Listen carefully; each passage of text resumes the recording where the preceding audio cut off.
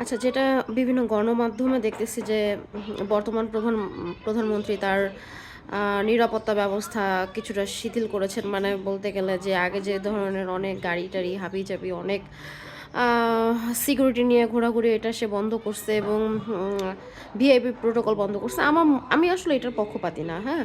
কারণ বিশ্বাস নাই।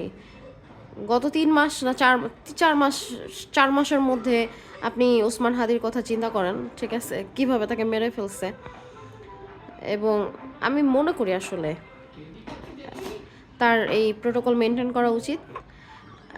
কারণ বাংলাদেশের মানুষকে মোটেও ব্রিটেন কিংবা আমেরিকা বা অন্যান্য যে দেশের মানুষের মতন চিন্তা করা মোটেও উচিত নয়।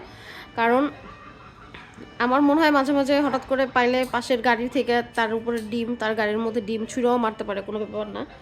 ঠিক আছে? এবং তাকে আবার সেই লোককে আবার ক্ষমাও করতে হইব, ঠিক আছে? যে ওকে সে ভুল করছে, তাকে কোনো শাস্তি দিতে পারবেন না মানবিক দিক থেকে। বিভিন্ন কিছু অনেক কিছু আছে। আমার মনে হয় না আসলে সে যেটা করতেছে এটা আসলে মানে ঠিক। আমার মনে হচ্ছে তার প্রোটোকল দরকার আছে এবং প্রত্যেকটা এখন যারা এমপি মন্ত্রী হয়েছেন অবশ্যই প্রোটোকল মেনটেন করা উচিত, সিকিউরিটি নেওয়া উচিত। ঠিক আছে? এত বাহাদুরি দেখানো মোটেও উচিত না। কারণ এভাবে চলার মতন পরিবেশ আমাদের বাংলাদেশে নাই। এখন পর্যন্ত সেইটা তৈরি করতে পারেন নাই। ওকে।